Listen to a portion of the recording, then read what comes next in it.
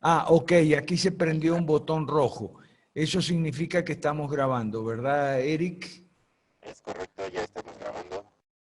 Ok, bueno, vamos a comenzar mientras llega más gente en todo caso. Y muchas gracias para Eric.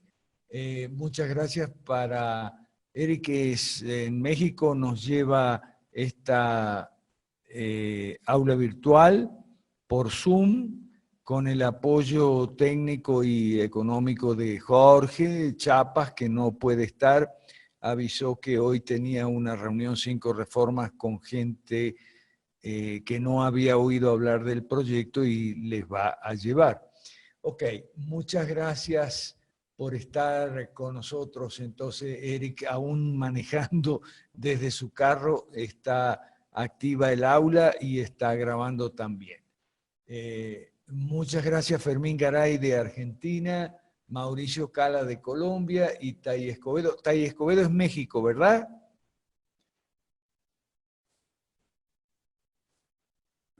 Tai Escobedo es de México, ¿verdad?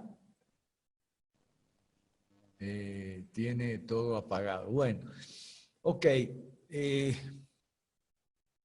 Vamos a empezar con algunas buenas noticias que me toca comunicar.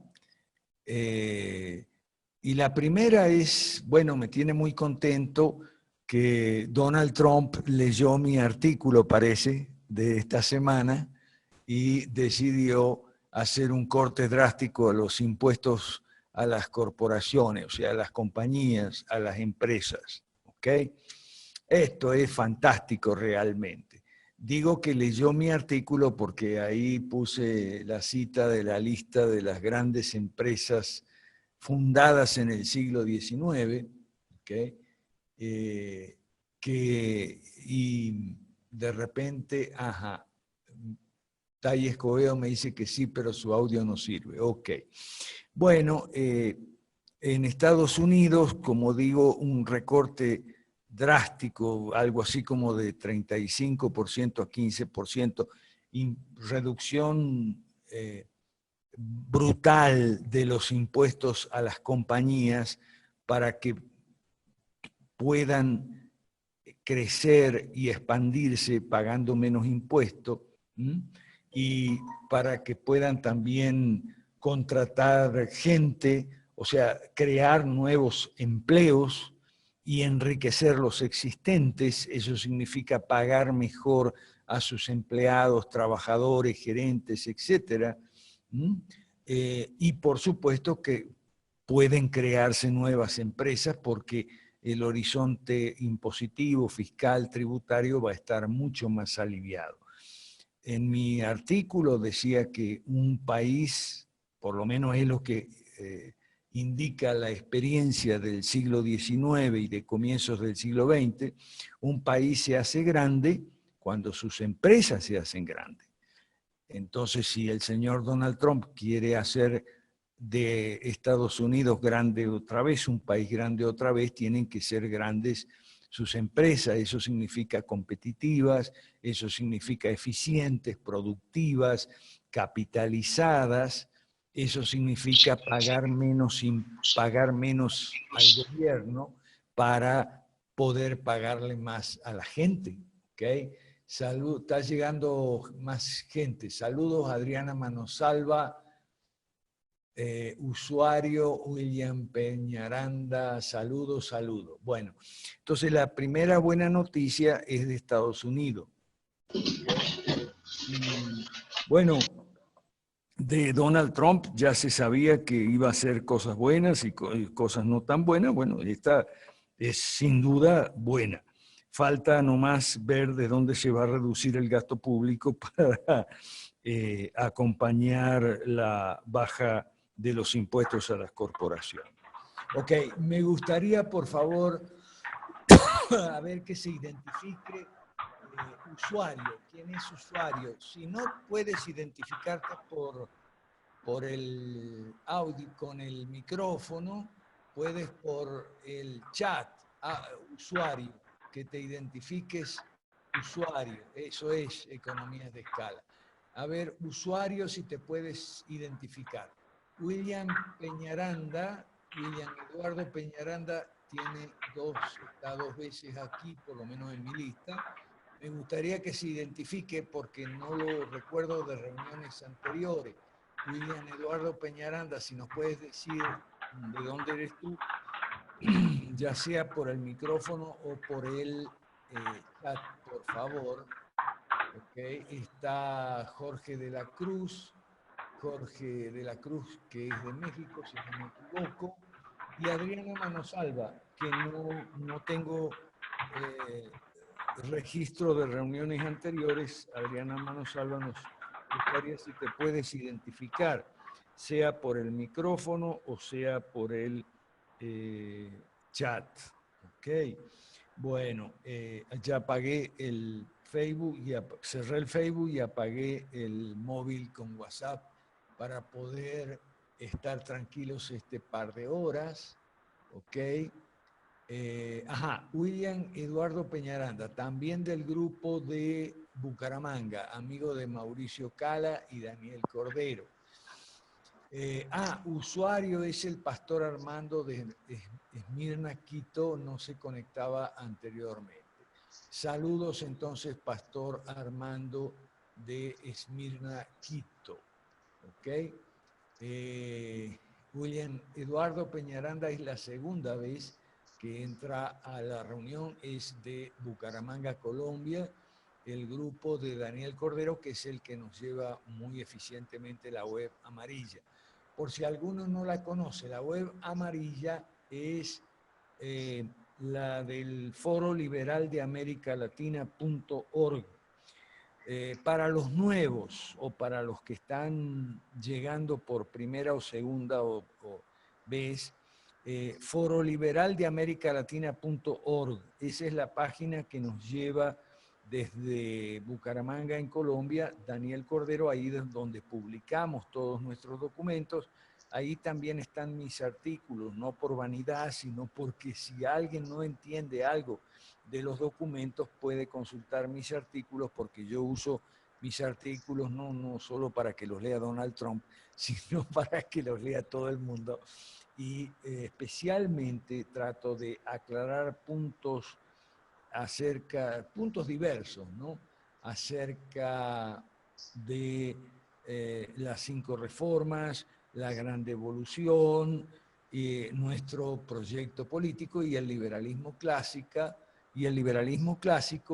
que es el fundamento, digamos, filosófico-político de nuestro proyecto político, la gran devolución, que incluye las 5 reformas. Fermín Garay dice que me escucha muy bajito, no sé si los demás. Bueno. Ok. Mauricio Cala habla de monopolios naturales, ahí una pregunta. Vamos a ir, ok. Mauricio Cala, me gustaría que lo aclares con el micrófono, pero primero déjame pasar las otras buenas noticias que vienen de Venezuela. En Venezuela estamos haciendo una campaña de difusión de las 5 reformas. Vamos a hacer una reunión este viernes y sábado en la ciudad de Puerto Ordaz. ¿Ok? En la ciudad de Puerto Ordaz resulta que nos vamos a reunir los 5R de Venezuela. ¿Okay? El que está coordinando allá en Puerto Ordaz es Alejandro Terán Martínez. Ustedes pueden buscarlo por Facebook. Alejandro Terán Martínez no puede estar esta noche porque él tiene una actividad hoy familiar. No se oía ahí. ¿Aló? Sí. Sí. Perdón. ¿Aló? Bueno, entonces decía que Alejandro Terán Martínez no nos puede acompañar esta noche, pero él está organizando para viernes y sábado la reunión de los 5R en Venezuela, donde vamos a tener 2 eventos, uno el viernes en la mañana y otro empezando el viernes en la tarde, pero para todo el día sábado. El evento del viernes en la mañana lo organiza la Escuela de Liderazgo Político de allá de Puerto Ordaz.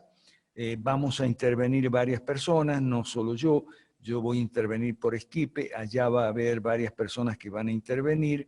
Ese es un evento para dar a conocer el proyecto Las 5 Reformas para Venezuela, que Alejandro ha bautizado como el Plan Venezuela. ¿Ok?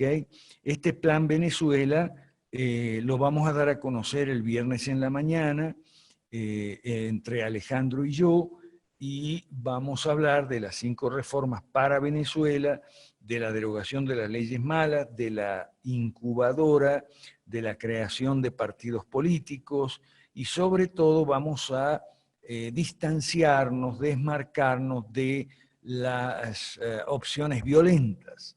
¿Ok? Por lo menos a mí en lo personal, el lema es con inteligencia, no con violencia.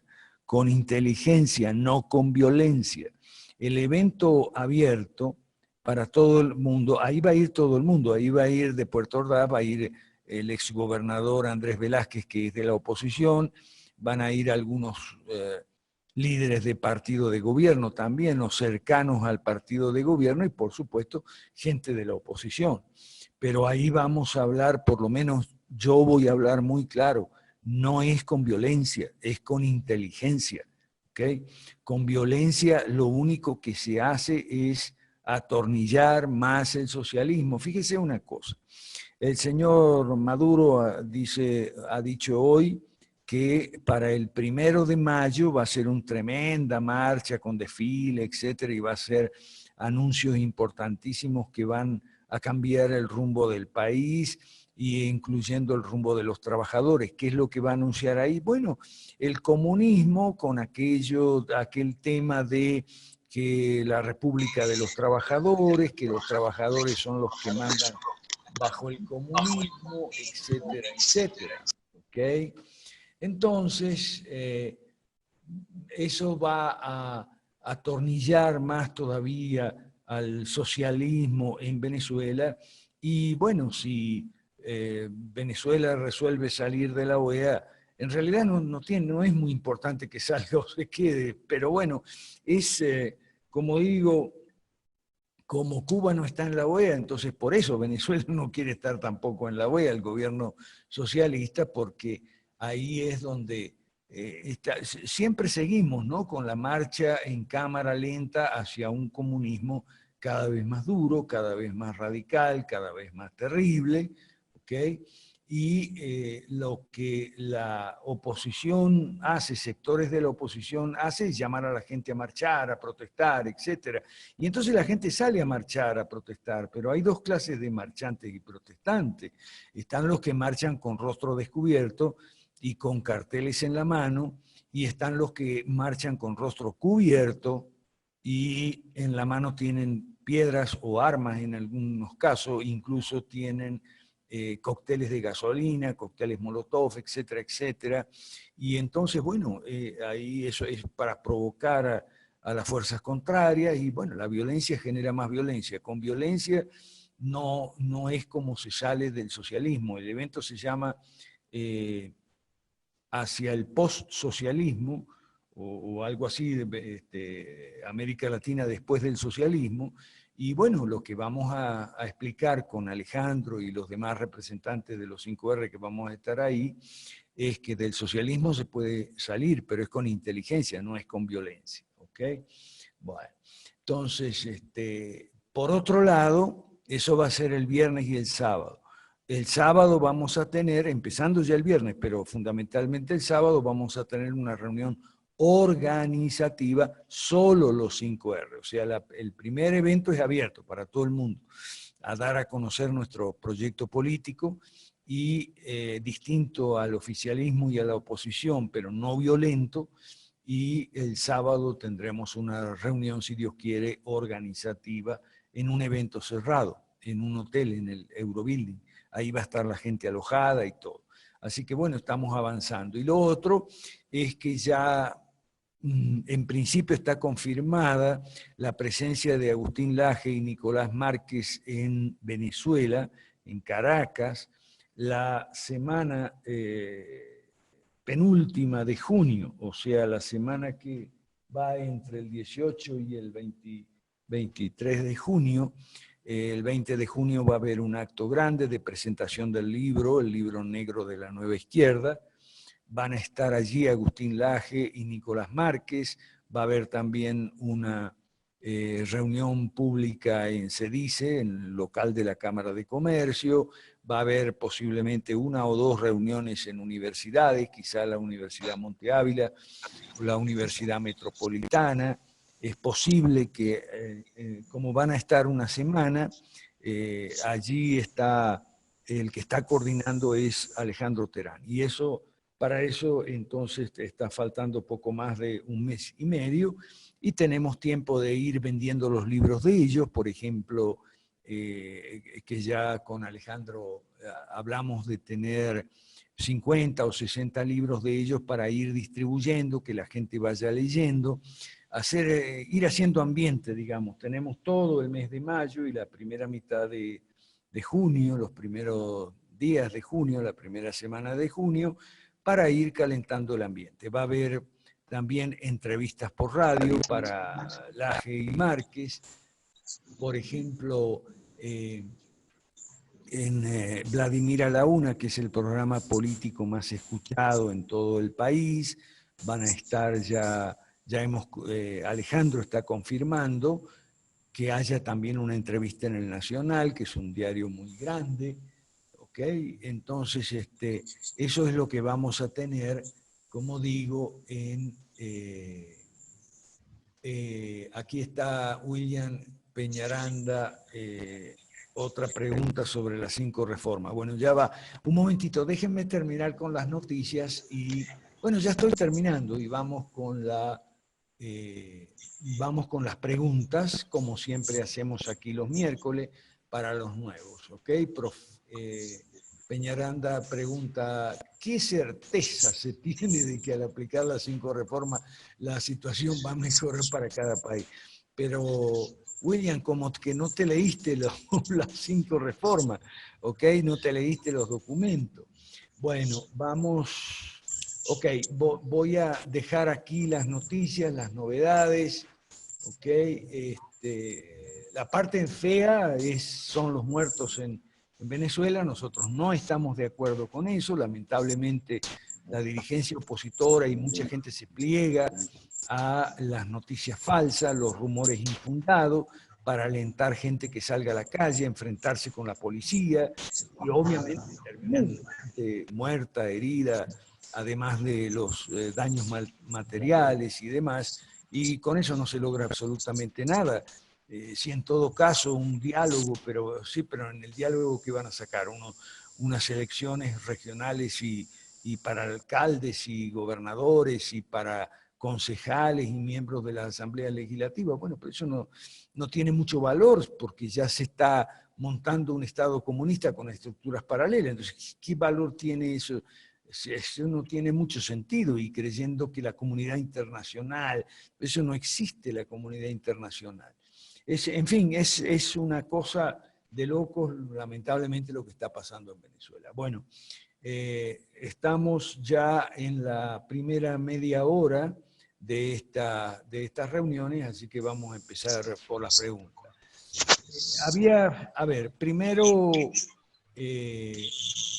Primero sobre los monopolios naturales, ¿quién era? Mauricio Cala. ¿Puedes tomar el micrófono, Mauricio, y después Peñaranda sobre la certeza de las 5 reformas? Ok, William Peñaranda. A ver, Mauricio Cala, dale con los monopolios naturales. El tema es que el concepto de monopolio natural es un poco escurridizo. ¿Qué entiendes tú por monopolio natural? A ver, te escuchamos. Bueno, profesor, la pregunta es acerca del hecho, pues algunos economistas justifican la intervención del Estado en asuntos como la infraestructura de telecomunicaciones, los ferrocarriles, el alcantarillado, diciendo que que ellos necesitan poner un dinero o regularlo con el fin de garantizar la competencia. ¿Sí? Pero es que ahí estamos mezclando cosas, Mauricio. Permíteme que pongamos a separar las cuestiones. Es decir, una cosa son los monopolios y otra cosa son las obras públicas de infraestructura física, como caminos, carreteras, puentes, embalses, represas, eso que no hay en América Latina. Por eso entonces cuando llueve se inundan las ciudades y se inundan territorios enteros, y cuando no llueve se arruinan las cosechas por la sequía. Eso, el tema de los embalses y represas, yo lo menciono siempre como ejemplo de obras públicas de infraestructura física, ¿ok? Y ahí la palabra monopolio no cabe, ¿ok? Es vías de comunicación, no es lo mismo que empresas de transporte. Las vías de comunicación forman parte de lo que es la tercera de las funciones propias de los gobiernos, y son las vías de comunicación. Las empresas de transporte son otra cosa, ¿ok?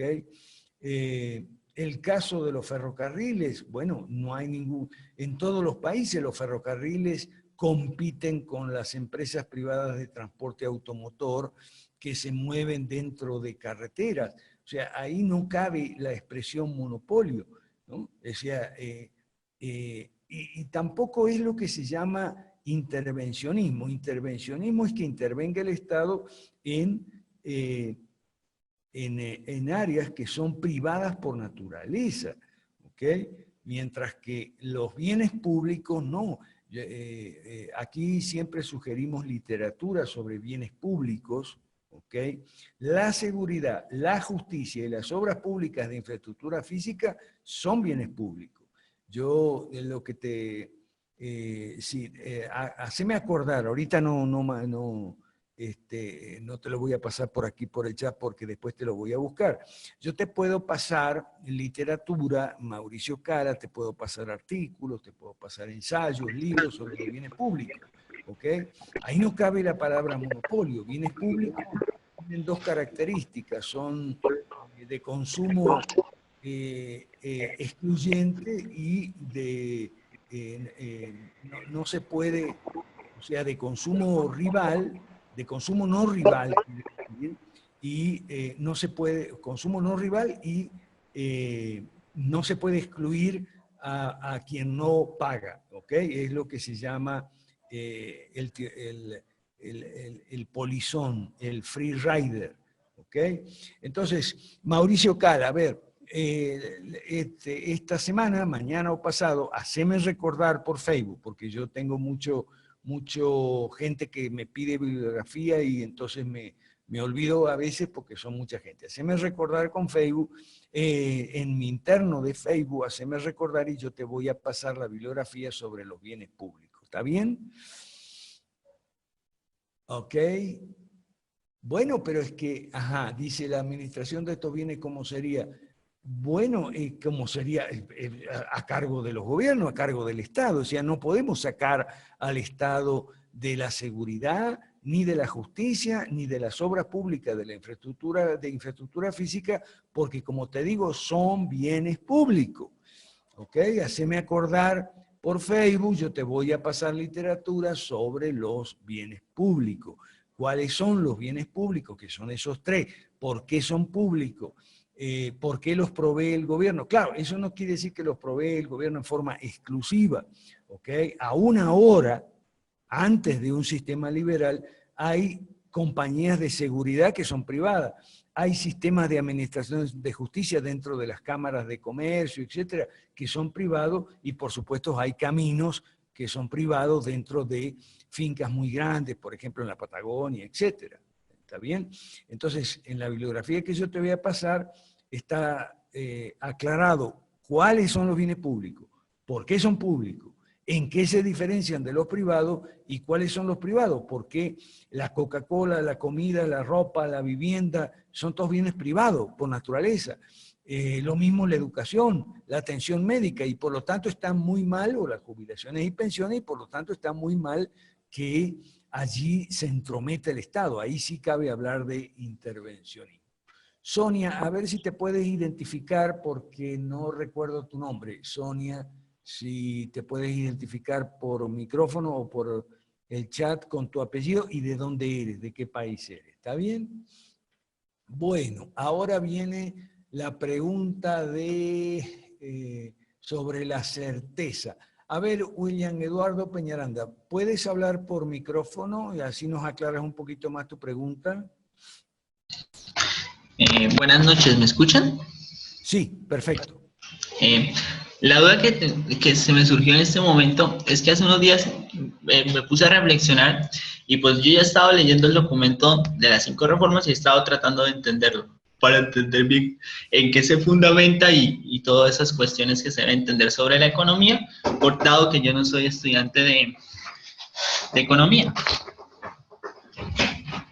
Pero la pregunta es, digamos, el plan que se diseñó, digamos, ¿qué tanta certeza se tiene que, digamos, se logra el objetivo, se reduce la capacidad del Estado sobre, bueno, digo, la intervención del Estado sobre esas economía, la salud, la educación y el sistema pensional?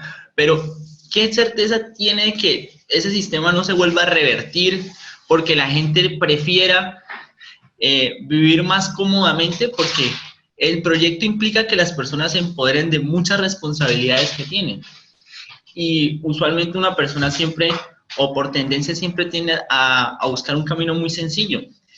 El camino de la pereza, digamos, por así decirlo, se nota mucho en esas economías donde hay mucha intervención estatal. Entonces, la persona se descarga de esas responsabilidades para que el Estado se las administre. Entonces, esa era como mi pregunta. O sea, ¿qué certeza se puede llegar a tener de que eso se implante, funcione, pero no puede pasar lo contrario, como se ha visto a lo largo de la historia, cuando se aplican estos modelos liberales? Después vuelve y cae, digamos por así decirlo, en un intervencionismo estatal mucho tiempo después de que se hayan implantado estos modelos. Ok, perfecto, ya entendido.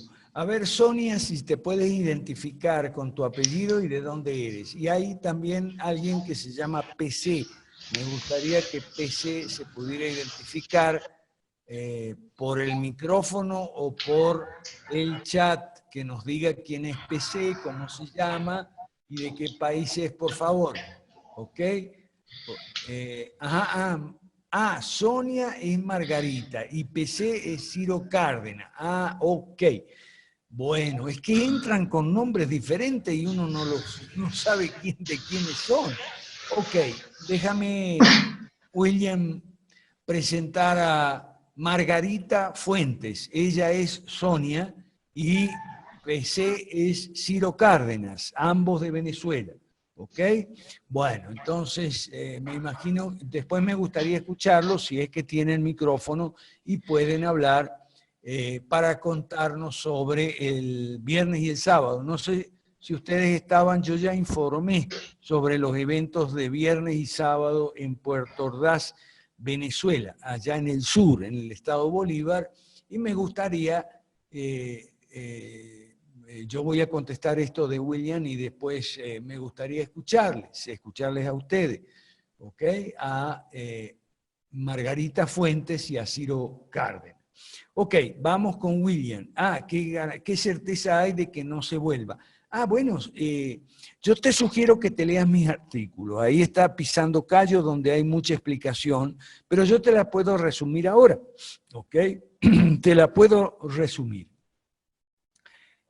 Es verdad lo que tú dices, que en muchos países se aplicaron reformas liberales o neoliberales también llamadas del consenso de Washington y después se revirtieron, ¿ok?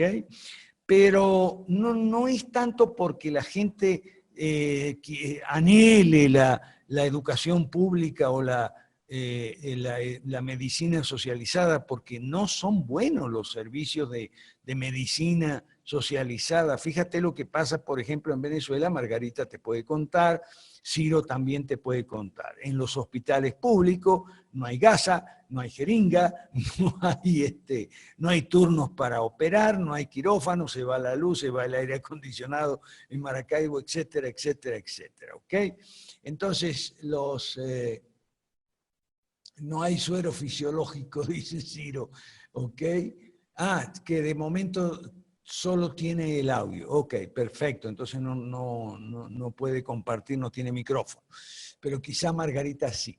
Bueno, entonces el tema es ¿por qué se llama el evento de Puerto Ordaz después del socialismo, Latinoamérica después del socialismo, digamos el postsocialismo en América Latina? Bueno, porque el socialismo ha fracasado. Yo te podría revertir la pregunta y decir, ¿qué garantía hay de que el socialismo funcione? No ve que no funciona en ninguna parte. Ahora, el tema que tú planteas es verdad. ¿Por qué se revierten las reformas? Porque son muy poquitas, son reformas muy tímidas, reformas muy parciales, reformas muy fragmentarias que no alcanzan a generar suficiente bienestar.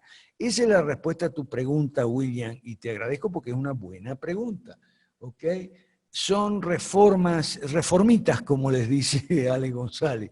Reformitas, muy pequeñas, muy tímidas, muy parciales, como las que se hicieron en los 90, no fueron reformas completas, no hubo un cambio de sistema, no hubo un proceso de cambio, digamos, integral. ¿Ok? Entonces, por eso se revertieron esas reformas. Además, no avanzaron, no se ampliaron, no se extendieron, no se profundizaron y por lo tanto no generaron suficiente bienestar como para lograr apoyo político para las mismas, ¿ok? Incluso para su ampliación y para su extensión y profundización. Entonces, no hubo suficiente bienestar, sino que el bienestar fue muy poco, la riqueza, digamos, muy poca, y entonces no se generó suficiente apoyo político. Aquí en el chat, William le está diciendo lo siguiente: no es tanto el anhelo, sino que como en este modelo liberal cada persona se empodera de sus responsabilidades y por la naturaleza humana tiende a ser instintiva y destaca la pereza sobre la responsabilidad. No es así, William, no es así. Fíjate tú, aquí en el chat tú pones que el modelo se empodera a cada quien de sus responsabilidades, ¿ok? Bien, pero hay un tema, William Eduardo, no solo responsabilidades, sino recursos. Y eso es lo que no se empoderó a la gente en la reforma de los 90. No se le dio a la gente suficientes recursos como para estar a la altura de sus posibilidades, ¿no? Ahora, cuando nos referimos a los recursos, William, nos referimos a 3 clases de recursos, digamos, funciones.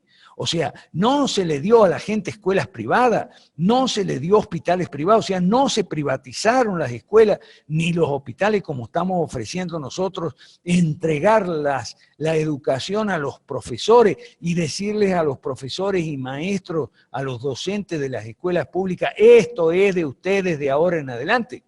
Lo mismo los hospitales, los hospitales públicos no se les dijo a los médicos, enfermeras, paramédicos, bioanalistas, odontólogos, esto es de ustedes de ahora en adelante.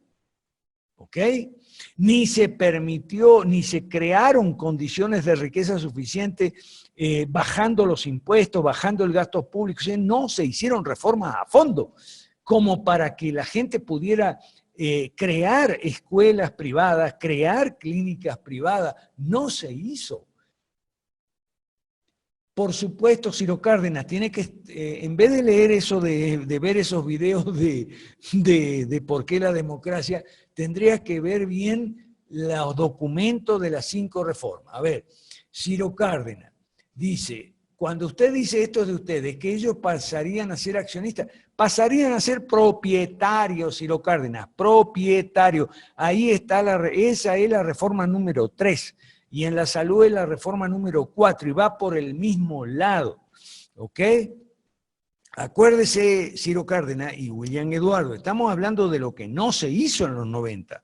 Por eso es reformitas muy chiquitas se revirtieron enseguida y se volvió el socialismo tan pronto cambió el siglo, tan pronto vino sobre el cambio de siglo. A ver, aquí está Sonia, es decir, Margarita quiere hablar de Francia. Ok, espérate un momentito. Margarita, vamos a esperar un ratito para terminar con este tema, porque es importante. Creo que William Eduardo y Ciro Cárdenas no se han leído bien o no se han leído completos los documentos, ¿ok? Pero no importa. Estamos aquí los miércoles para resumir y para motivar a la gente a la lectura, que los termine de leer, que los mastique, que los medite y que los asimile antes de difundirlo. ¿Ok? Porque nadie puede transmitir lo que no tiene y estamos hablando de un conocimiento bastante detallado de las 5 reformas. Yo sé que Margarita ya se conoce de memoria las 5 reformas y por eso quiere que hablemos de Francia, pero ya va Margarita, ya va. ¿Ok? Entonces, estamos hablando, William Eduardo, de un recorte drástico de los ministerios y por lo tanto un recorte drástico del gasto público. Estamos hablando de un impuesto único, universal y uniforme para reemplazar toda la catarrada de impuestos que hay ahora, William Eduardo. O sea, William Eduardo, si tú te lees las 5 reformas, la gran devolución, estamos hablando de derogar las leyes malas, salirnos de las entidades del sistema de la ONU que nos dictan las leyes malas. Estamos hablando de reformas muy fuertes, no las que se hicieron en los 90. Y cuando hablamos de recursos, yo te había dicho, recursos funciones, pero también te hablamos de poderes y de dinero. O sea, cuando recortamos los poderes del Estado, aumentamos las libertades de la gente. Cuando recortamos los impuestos, aumentamos el dinero que la gente tiene en el bolsillo. Entonces, fíjate, William Eduardo, por dónde va la cosa. No es que la gente es mala y, bueno, sí, la gente tiene, o sea, ahí ya vamos a entrar en una discusión teológica sobre el calvinismo y tal que nos puede ilustrar el pastor Armando, ¿ok?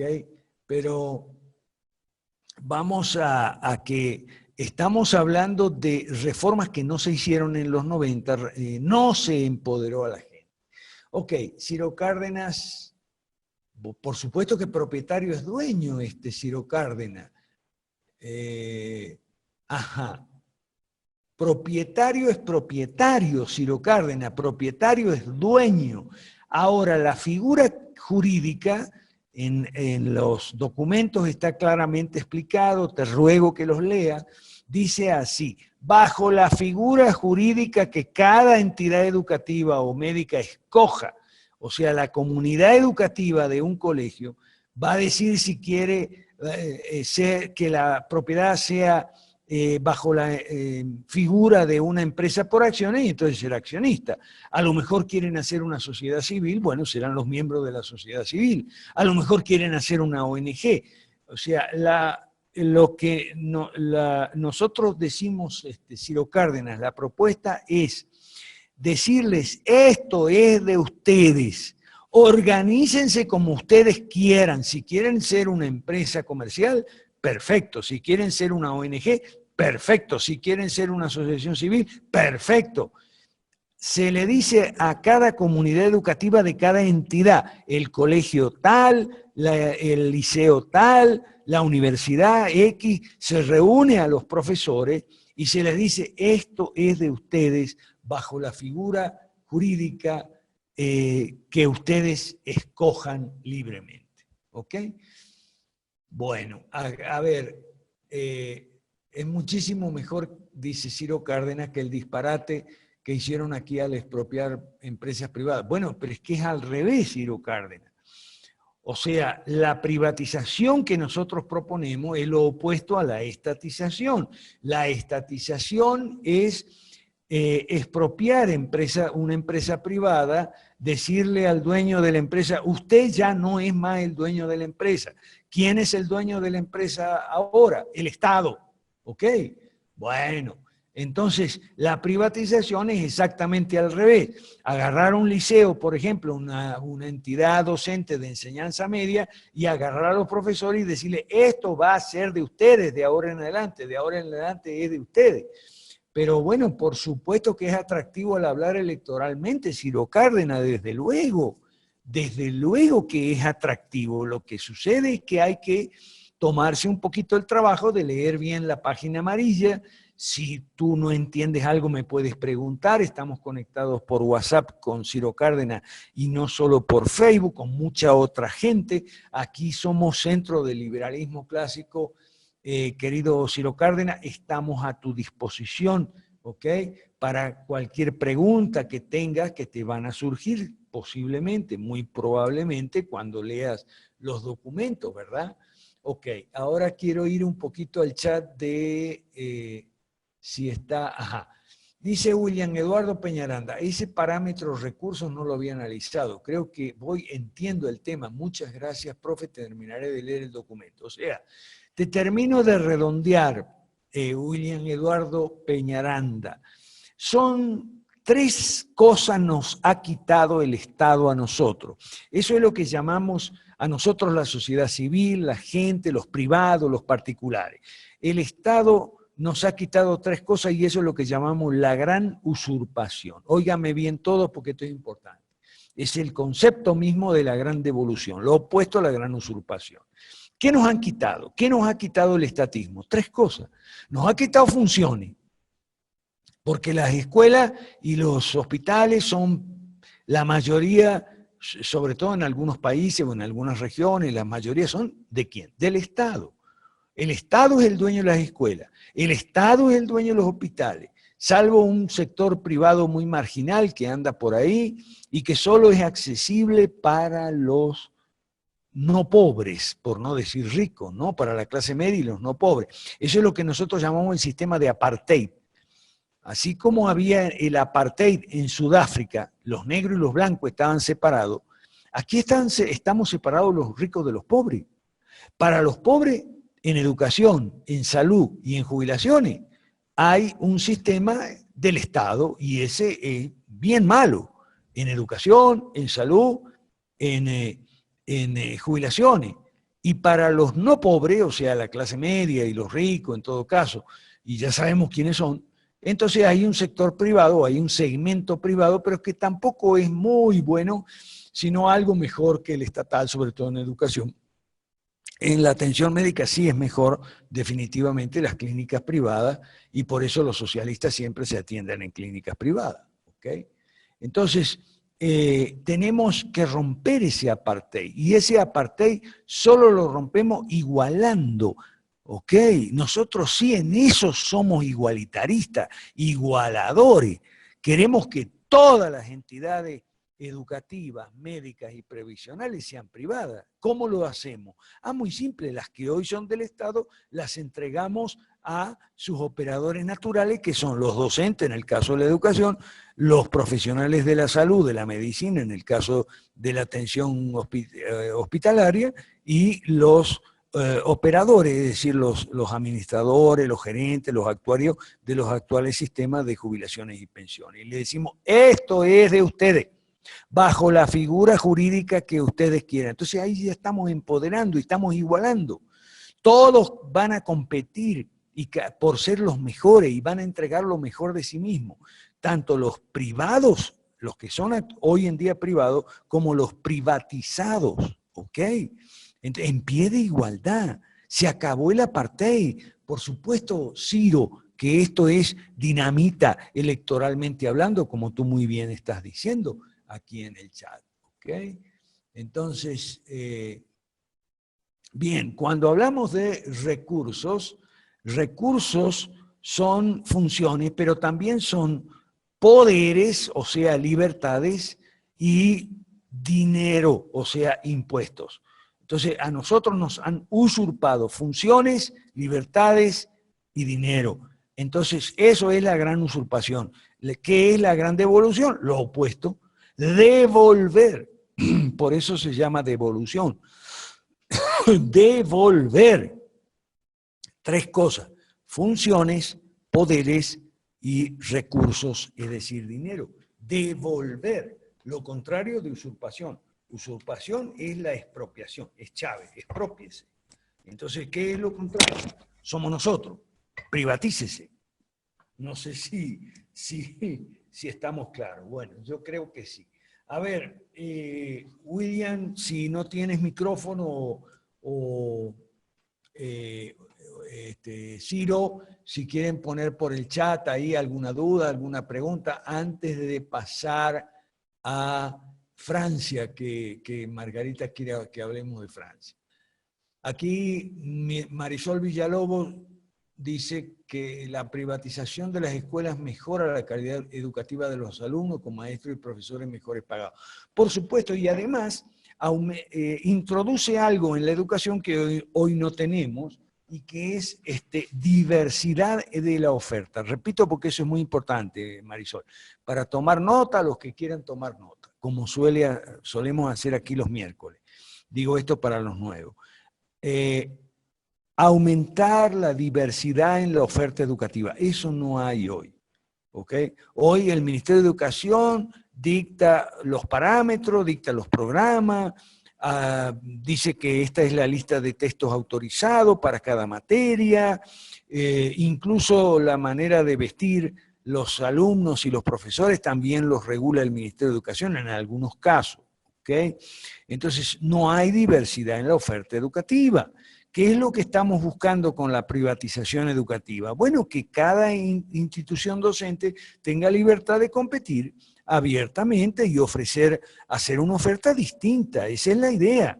Así como hay yogur de manzana, de durazno, de coco, de chocolate, de la misma manera que haya educación laica y educación religiosa, de distintos colores religiosos, por decirlo así, católico, evangélico, protestante, etc.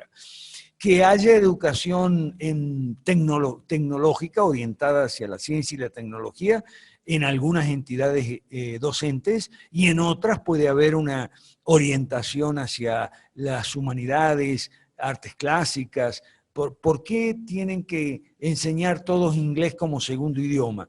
El que quiere enseñar inglés como segundo idioma, perfecto, pero por ahí hay alguien que quiere enseñar chino o japonés, ¿por qué no? ¿Por qué no? De la misma manera el que quiera enseñar latín. Pero latín es una lengua muerta. Bueno, pero deje tranquilo a unos profesores de un colegio secundario que quieren enseñar latín, como era antes en la Edad Media, para poder leer a Cicerón en su idioma original, y porque resulta que el latín tiene unas estructuras, digamos, que son muy lógicas, por decirlo así. Entonces, bueno, resulta que a eso vamos, ¿no? Ya va Ciro Cárdenas. Ciro Cárdenas se ve que está empezando. Dice que si en algún país se ha hecho, sí, en China, las cuatro modernizaciones, Ciro. Yo tengo mucho escrito sobre el caso chino porque nosotros, gracias por tu pregunta, Ciro, nos inspiramos mucho en el caso chino, ¿ok? Cómo en China se han hecho las 4 grandes modernizaciones. De ahí nos inspiramos nosotros para las 5 reformas. Pero déjame terminarlo un poquito. Ok, bueno, tienes para leer en la página amarilla, ahí en la web amarilla. En vez de perder el tiempo con esos videos antidemocráticos que estaba perdiendo el tiempo, ok, bueno, ponete a leer la página amarilla, hombre. Digo videos antidemocráticos porque está surgiendo mucho en internet unos videos muy vistosos. Entonces la gente, como están bien hechos, porque claro, tienen mucha plata, y entonces contratan buenos diseñadores gráficos y contratan la última tecnología y hacen unos videos muy vistosos, y ahí va la gente y se prende. Y resulta que le están metiendo un veneno en la cabeza y la gente, sin darse cuenta, se traga el veneno. Recién Ciro Cárdenas me manda unos videos que él está viendo. ¡Veneno! ¿Qué veneno es ese? Antidemocrático, ¿ok? Reniegan de la democracia, dicen que la democracia no sirve, que la democracia ha fracasado, etcétera, etcétera, etcétera. Cuestionamientos muy severos contra la democracia, lo cual es terrible. En América Latina hoy y en Venezuela eso es terrible, ¿ok? Porque la democracia tendrá muchos defectos, pero es lo único que tenemos. Ah, pero como los videos son vistosos, ahí entonces la gente se prende. Es como decía el pastor Ravi Zacharias, hoy tenemos una generación que escucha con los ojos y piensa con los sentimientos. Podríamos decir, escucha con los ojos y piensa con el corazón. No, los ojos no son para escuchar, son los oídos para escuchar, los ojos para leer. Lo que pasa es que hoy la gente se prende la figurita. Ah, no, pero es que aquí ya hay figurita. Pucha, son gente grande, gente de 30, 40, 50 años. Y entonces viendo videos con figuritas porque tiene figurita. Ah, no, la página amarilla no me gusta porque no tiene figurita. Pero bueno, caramba, ¿qué edad tienes tú? ¿Eres un niño de 5 o 6 años? ¿O te han infantilizado al punto de que entonces no quieres nada que no tenga figurita? ¿Qué edad tienes tú? ¿30, 40, 50? Bueno, tienes que saber que los que van detrás de la figurita son los niños de 5 o 6 años que están aprendiendo a leer y tal, y qué sé yo. Para eso se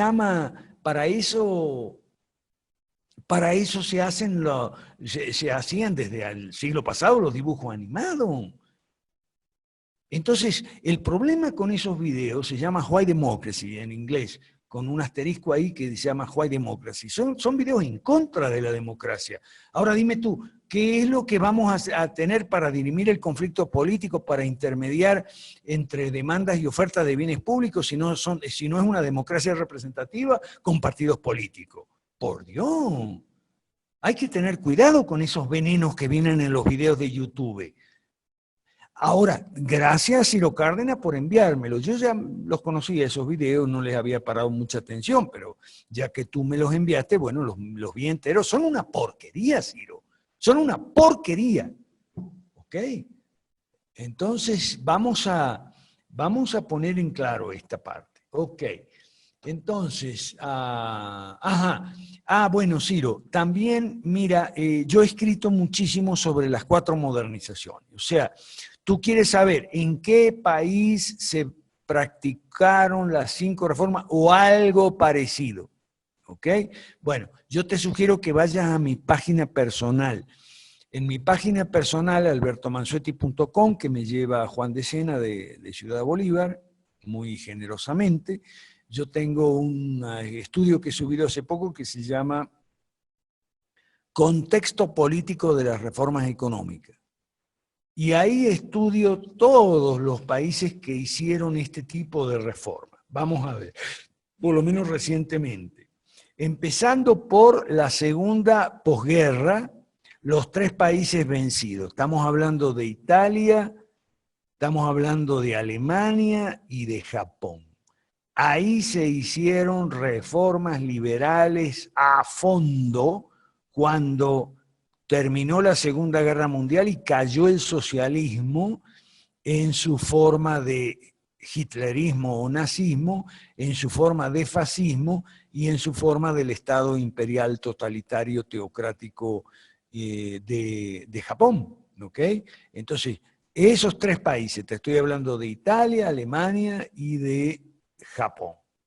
Te estoy hablando de los 4 tigres asiáticos, otros países donde se hicieron reformas liberales, no de un día para otro, como en los 3 países vencidos, porque fíjese usted, tanto los cambios hacia el socialismo como los cambios desde el socialismo al capitalismo se pueden hacer de 2 maneras, en cámara lenta o de una vez, de un solo mamonazo, como dicen en Venezuela. Por ejemplo, en Alemania de posguerra, de un jueves a un lunes, tumbaron el control de cambio, los controles de precios, etcétera, etcétera. Y eso fue de un jueves a un lunes, ¿ok? Así. Entonces, de la misma manera, el paso inverso, o sea, el paso del capitalismo o de la democracia, llámele como quiera, al comunismo, se hizo de la noche a la mañana en 1948, cuando terminó la la Segunda Guerra Mundial en los países ocupados por el Ejército Rojo, excepto, bueno, el caso de Yugoslavia, aparte y demás. Entre 1945 y 1947, o sea, en apenas 3 años, hicieron lo que en Venezuela están haciendo y ya llevan 17. ¿Por qué? Porque en Venezuela el paso al comunismo es en cámara lenta. ¿Ok? En cambio aquí fue solo en 3 años. Pero se puede comparar porque el proceso es exactamente igual.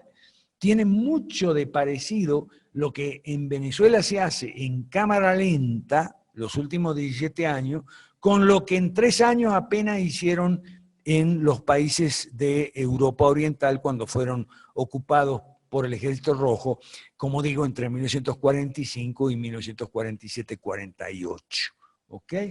Bueno, de la misma manera, los cambios del socialismo al capitalismo pueden ser fulminantes, por decirlo así, como de un jueves a un lunes, el ejemplo que siempre se pone, decretaron feriado bancario en Alemania, y Ludwig Erhard, bajo la guía política de Konrad Adenauer, decretó, o sea, tumbó las leyes malas, derogó las leyes malas, las leyes de control de precios, las leyes de control de cambio, etcétera, etcétera. En cambio, en otros países se va más lentamente, caso de China. En China se va al capitalismo en cámara lenta. Así como en Venezuela se va al socialismo, al comunismo en cámara lenta, en China también se va en cámara lenta al capitalismo. O sea, son 2 caminos en dirección contraria. Uno va de acá para allá y el otro de allá para acá.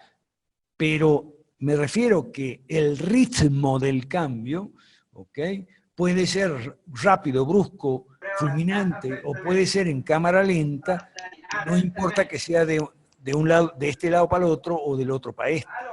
¿Me explico? Bueno. Entonces, estamos hablando de los 4 tigres asiáticos que son por favor, hay un micrófono ahí abierto, que son... Marcela Iván, ¿cómo estás? ¿Cómo te va, Marcela?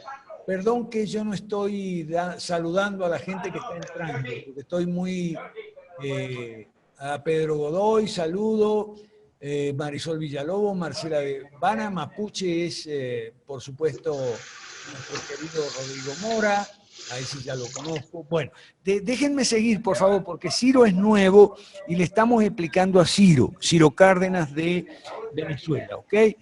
Los 4 tigres asiáticos, Ciro, son Hong Kong, Taiwán, Corea del Sur y Singapur, ¿ok? Corea del Sur se independizó, digamos, de Corea del Norte. Por favor, el micrófono.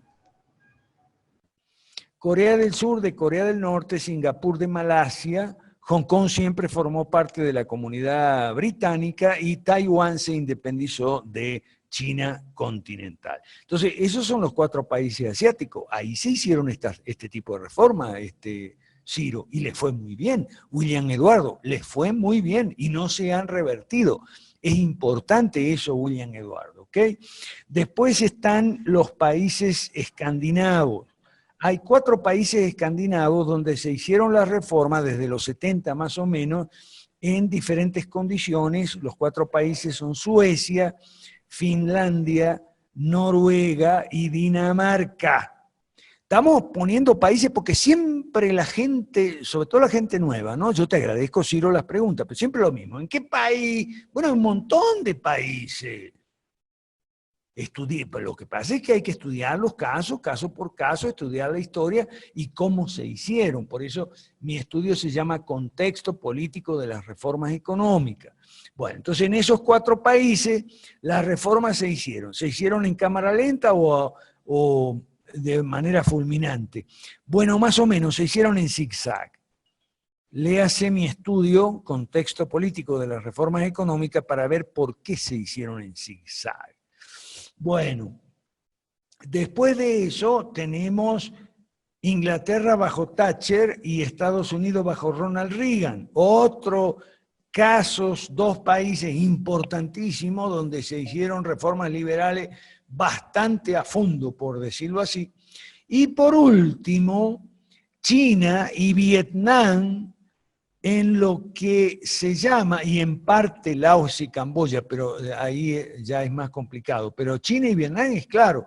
Vietnam sigue atrás de China y es lo que se llama capitalismo de partido único, ¿ok? Entonces, ya hemos mencionado más de 10 países donde se han hecho estas reformas. Entonces, ¿por qué no pueden hacerse en Venezuela, en Colombia, en México, en Guatemala? Realmente no tiene mucho sentido. Lo que pasa, cuando la gente pregunta en qué país es porque no conoce la historia de estos países.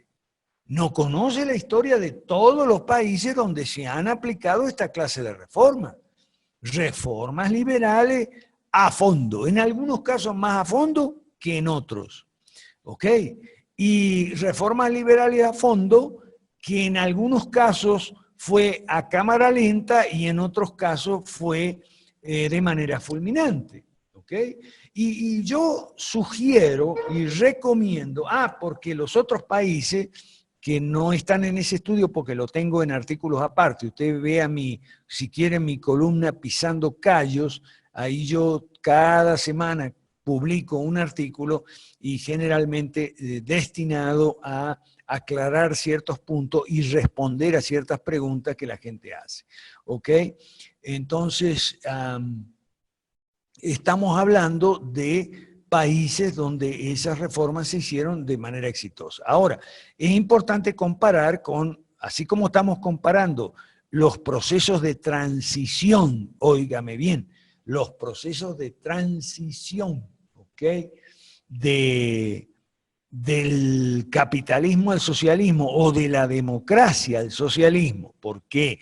Porque el socialismo es un sistema tanto económico como político, mientras que el capitalismo es económico y la democracia es política, generalmente van juntos, y cuando arrasa el socialismo, suprime tanto el capitalismo como la democracia. Por eso te digo, Ciro, yo defiendo la democracia. Aquí en el Centro Liberalismo Clásico defendemos la democracia representativa y no nos gustan esos videos antidemocráticos que hacen esos españoles. Los españoles no sé qué les pasa, que siempre tienen su problema con la democracia los españoles. Bueno, pero bueno, aparte, los procesos de transición del socialismo al capitalismo y a la democracia en algunos casos. No en caso de China y Vietnam por aquello del capitalismo de partido único, ¿no?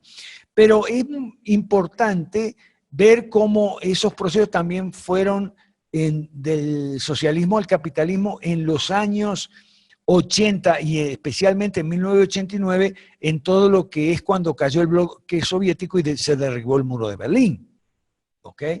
Y esos procesos de 1989 se hicieron como reversa de los de 1948. Es decir, en 1948, países como Checoslovaquia, Polonia, Yugoslavia, Rumanía, Hungría, Alemania Oriental, en 1948, esos países pasaron del capitalismo y la democracia, claro, no formas perfectas de capitalismo y democracia, pero había capitalismo y democracia y pasaron al socialismo.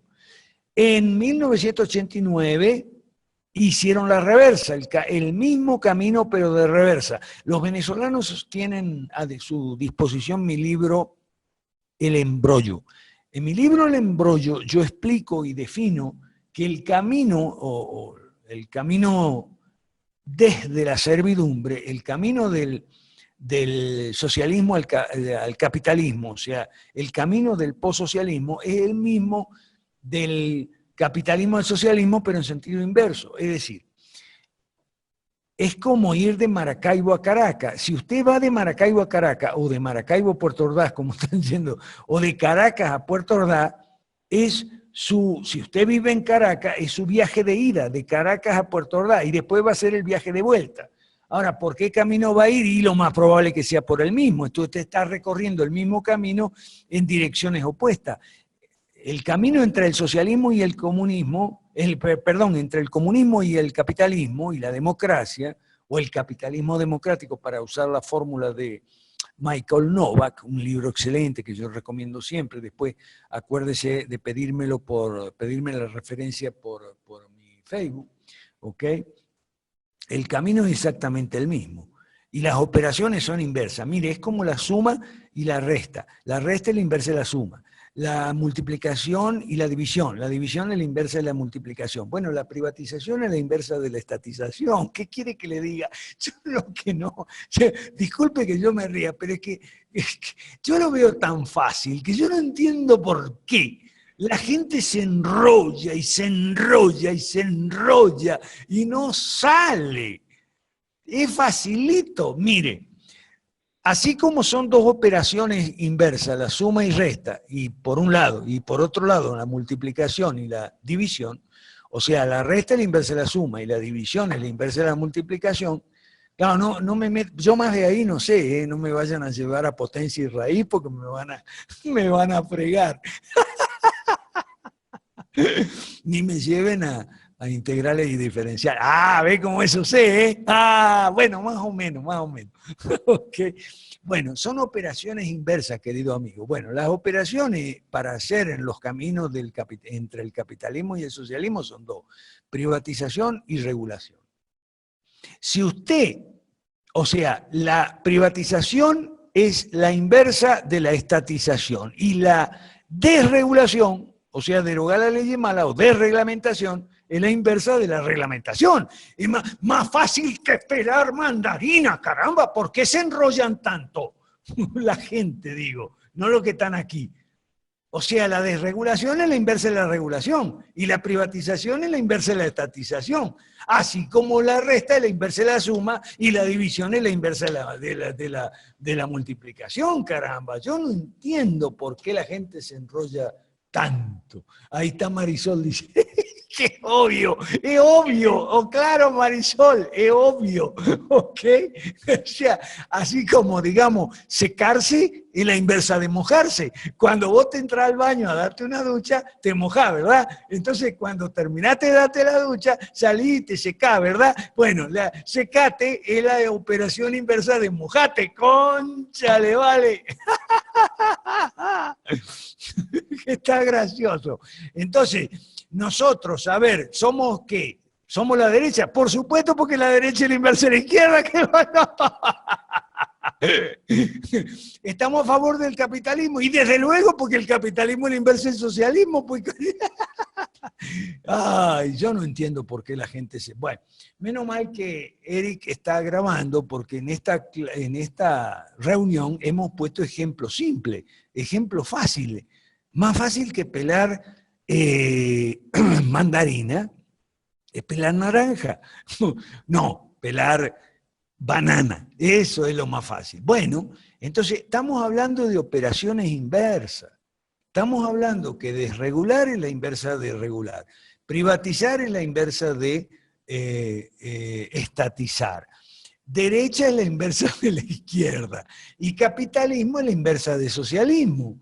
Ok, no, son operaciones básicas, o sea, son conceptos antónimos. Vamos por el lado del lenguaje, lo podemos explicar así, son conceptos antónimos. Ok, en algún momento hubo una persona en Venezuela, lo van a recordar, creo que todavía vive y anda por ahí, que era amigo de nosotros en la época del Zulia, en mi época zuliana, ¿no? Está Carlos Romero, ¿cómo te va? Perdón, yo estoy muy... me olvido de saludar, Carlos Romero de Colombia. Bueno, Osvaldo Álvarez Paz. Osvaldo Álvarez Paz una vez hizo un discurso célebre donde él dijo que era exactamente lo contrario de Chávez, todo lo contrario de Chávez. Si Chávez era centralista, él era descentralista porque era... Y tenía razón, es que esa era una operación inversa también. La descentralización es la operación inversa de la centralización. Llamémosle a esto operaciones políticas o conceptos políticos antónimos, derecha-izquierda, capitalismo-socialismo, ¿ok? Yo le voy a explicar, y es más fácil, y a Osvaldo Álvarez Paz recuerdo que se le hizo fácil explicar. Bueno, si Chávez quiere ir para el sur, yo quiero ir para el norte. Si Chávez quiere ir al socialismo, yo quiero ir al capitalismo. Si Chávez es no sé, de Magallanes, yo soy del Caracas. Por decir así, ¿no? Por decir yo soy lo contrario. Bueno, Entonces nosotros somos lo contrario, desde luego, lo contrario al socialismo es lo que nosotros, porque eso funciona, ¿ok? Y si la gente pregunta, pero bueno, ¿en qué país? Ay, mire, ahí tiene un montonón de países. Ahí tiene Italia, Alemania, Japón, ahí tiene Hong Kong, Taiwán, Corea del Sur, Singapur. ¿Cuántos van? 7. Estados Unidos, Inglaterra, cuando Reagan y Thatcher, ahí tiene 9. ¿Qué más? Ahí tiene 4 países, 4 escandinavos, son 13. Hay que sumar, ¿eh? Hay que ir sumando, ¿eh? Y China y Vietnam y todos los países de la cortina, detrás de las cortinas de hierro, que cuando cayó el muro de Berlín o derribaron el muro de Berlín se pasaron al capitalismo o a una forma, claro, no una forma recomendable de capitalismo, pero ese es otro tema. Salieron del socialismo o por lo menos de esa forma tan primitiva de socialismo que llamamos comunismo. Entonces son casi 20 países, queridos amigos, sin hablar de regiones de países, porque por ejemplo un país tan extenso, complicado como la India, tiene regiones, en la India hay regiones que son típicamente socialistas y otras regiones que no son tan socialistas. ¿Okay? Entonces, dentro de un mismo país, usted tiene, eso en China está clarito, el sur es capitalista y el norte es socialista, por eso yo menciono el famoso viaje al sur de Deng Xiaoping antes de fallecer, creo que 3, 4, 5 años antes de morirse, hizo el famoso viaje al sur, porque en China el capitalismo se identifica con el sur y el socialismo, el comunismo, se identifica con el centro y el norte del país, la región más mediterránea, más montañosa, más alta y más comunista. ¿Okay? Y en la India, bueno, la cosa no es tan marcada como en China, pero por ahí va más o menos. Hay zonas menos socialistas. La India es un país socialista, ¿eh? Pero hay zonas que son menos socialistas y poco a poco, en cámara lenta, están saliendo y tal. Bueno, a ver, ¿dónde está el ratón del mouse aquí? Ok. Ah, Irlanda, también Irlanda es otro país donde se aplicaron reformas de corte liberal. Ok. Los antiguos, aquí pregunta Mauricio Cala si estas ciudades coinciden con los antiguos enclaves europeos en la China. Más o menos, no exactamente, porque sí se copiaron de Hong Kong y Shanghái siempre fue una ciudad bastante que le gustaba, digamos, lo moderno, así que más o menos. Y Macao también, ¿ok? Porque el tema de Hong Kong se negoció porque en 1999 eran tratados paralelos con Portugal sobre Macao y con Inglaterra sobre Hong Kong y se negociaron paralelamente porque habían sido firmados más o menos por la misma fecha y tenían una fecha de vencimiento similar. Y Macao era un enclave europeo, ¿ok? Entonces sí, más o menos coincide. En Venezuela, no, dice Margarita, en Venezuela no conocemos algo diferente al mal socialista. Bueno, es que ese es el problema. ¿Cómo cuesta, dice Marisol, desactivarle el marxismo? Bueno, lo que pasa, a ver, antes de pasar al tema de Francia, porque Margarita quiere que hablemos del tema de Francia. ¿Alguien quiere intervenir, por favor? Que yo he hablado demasiado ya, no. Mauricio, a ver quiénes estamos. Estamos Pedro Godoy, Rodrigo, Marcela Devana, Lenovo. ¿Quién es Lenovo, por favor? Juana Fuentes es de México, Jorge de la Cruz también, Fermín Garay de Argentina, Ciro Cárdenas de Venezuela, Carlos Romero de Colombia, Adriana Manosalva, no sé quién es. Por favor, Adriana Manosalva, si eres tan amable, si te puedes identificar por abajo el chat o por micrófono, y lo mismo Lenovo, que no sé quién es. A lo mejor es un conocido que puso el nombre Lenovo, pero no sabemos. Ok, a ver, el chat o el micrófono, por favor, para identificarse. Ah, Luis Pinto es Lenovo. Ok, Luis Pinto. Pero tú eres Luis Rodríguez Pinto, ¿no? Adriana Manosalves de Colombia. Saludos, Adriana. Luis Pinto, ¿eres Rodríguez Pinto? Luis Pinto, ¿de dónde eres tú? ¿De Venezuela, Luis Pinto, o de Perú? A ver, Lenovo, si escribe ahí. Ok. Bueno. El tiempo. Ok. Carlos Romero, qué bueno tenerte aquí, a ver si vienes más seguido. Pedro Godoy vive aquí mismo en la ciudad donde yo vivo, Cochabamba. Sí, gracias por estar, Pedro, ya veo que nos estás apoyando con tu presencia. Cuando quiera puedes intervenir, saludar, como quiera, o hacer algún comentario. ¿De acuerdo, Pedro Godoy? Ok, perfecto. Muy contento de tenerte por aquí. Igual a Marcela Devana. ¿Ok? Y claro, Luis Pinto, no sé si es Luis Pinto el de Venezuela o el de Perú. Ok, por favor, ¿quién quiere intervenir? A ver, algún comentario, pregunta, observación. Hola, profesor. Ajá. Hola, Garay. profesor. Sí, te escuchamos, Fermín. Adelante. Bueno, antes que nada, gracias por la charla de recién, porque estuvo buena, porque fue introductoria y todos los conceptos básicos. Muy interesante. No, mi pregunta es, media técnica, no sé, porque, bueno, los liberales, Ludwig von Mises dice que en el socialismo no es posible el cálculo económico. Eso dice, y no es posible. Eso, digamos, es imposible el cálculo económico. Y yo lo que quisiera saber, si se puede de alguna forma concreta, qué es el cálculo económico y por qué es imposible en el socialismo. Esa es mi pregunta. Ok, muchas gracias, Fermín. Gracias, Fermín. Bueno, el cálculo económico es lo que un empresario hace cuando maneja una empresa.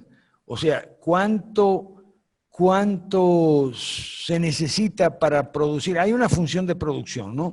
Supongamos que produce ropa o calzado, lo que sea. El cálculo económico es para saber la rentabilidad, para saber si la empresa es económica o antieconómica. Volvemos otra vez a lo antónimo. Antieconómico es lo contrario de económico. O sea, económico resulta producir ropa si los costos más un beneficio razonable o un beneficio deseado por el empresario están igual o por debajo de un precio X de mercado. Eso es el cálculo económico. Si usted quiere, tiene en el Evangelio una frase de nuestro Señor Jesús. A lo mejor el pastor Machaca, no sé si está aquí, o el pastor se acuerdan de la cita, porque yo no me acuerdo nunca.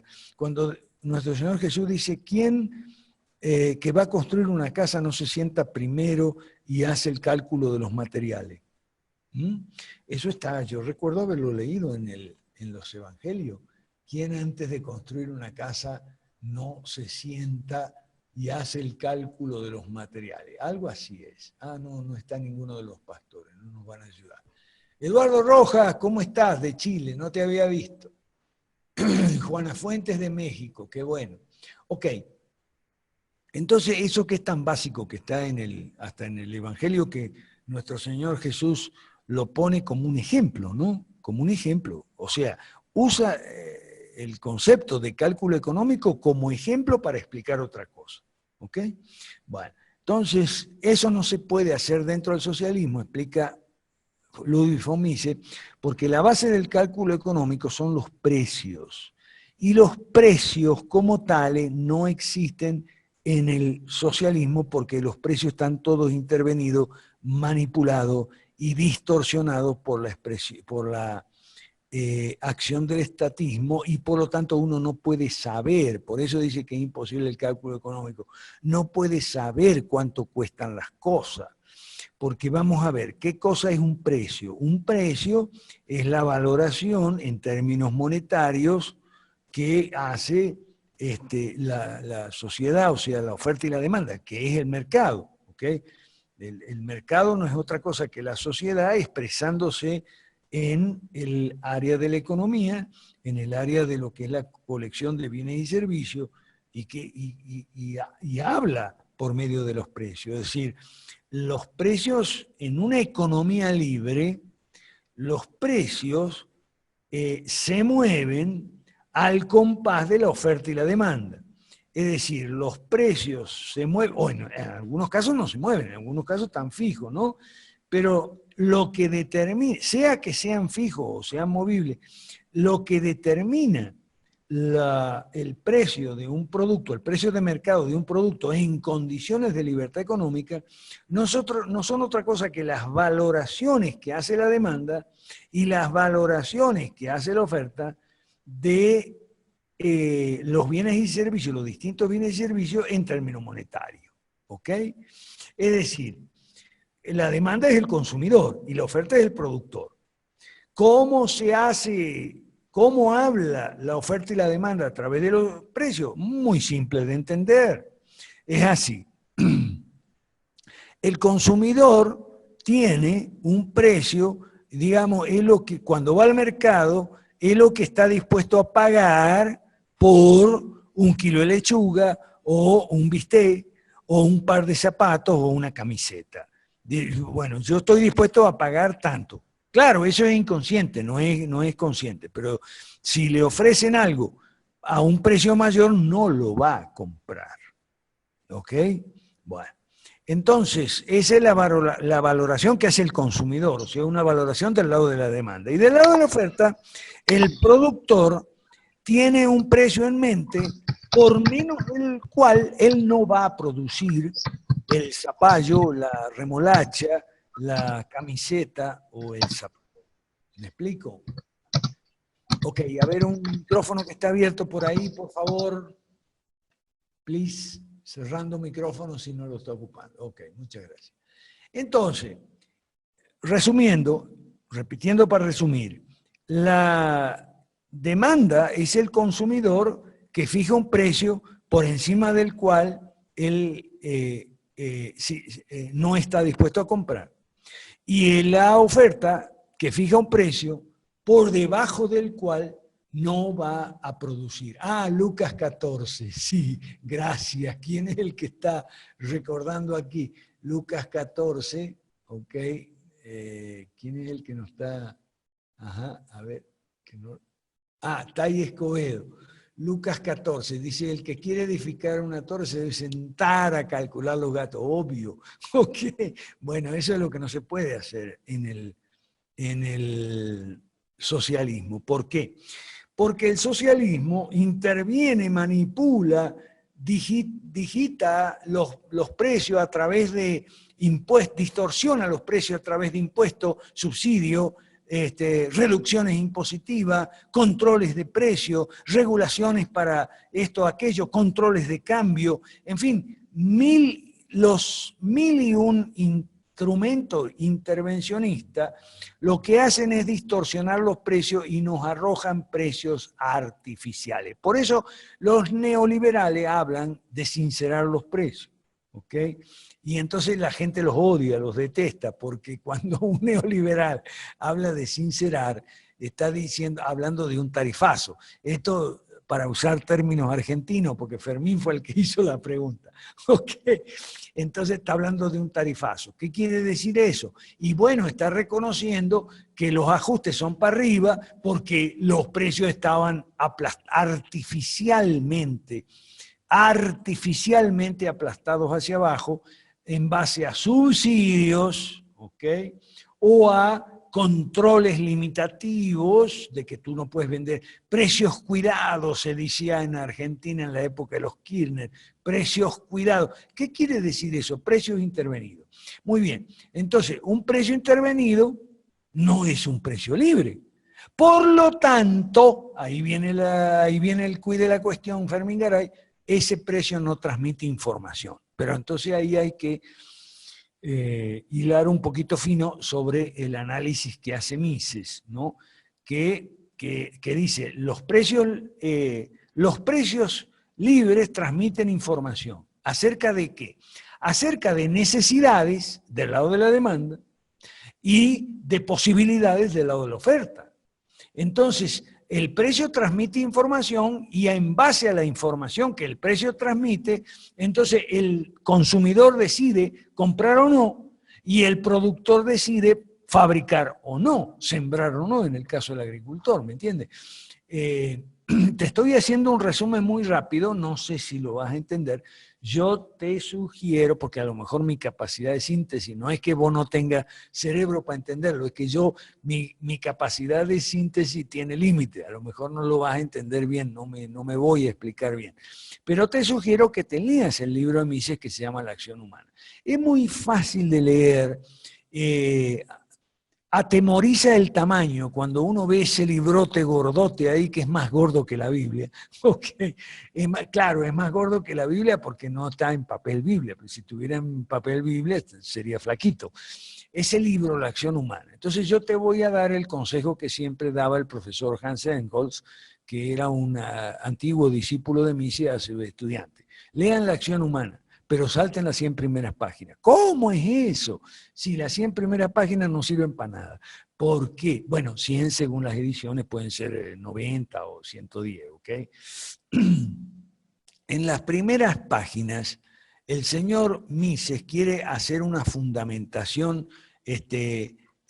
científica, es decir, filosófica, de la ciencia económica, pero desde una perspectiva neocantiana, enredadísima, eso no se entiende nada. Y es una lástima que esté al principio, porque eso desalienta a mucha gente, ¿no? Es una cosa enredada. Pero eso es porque el señor Mises, que era un capo en economía, pero recontracapo, de filosofía, tenía unas ideas neocantianas muy enredadas. La primera parte, creo que es el primer capítulo, el primer libro, no me acuerdo.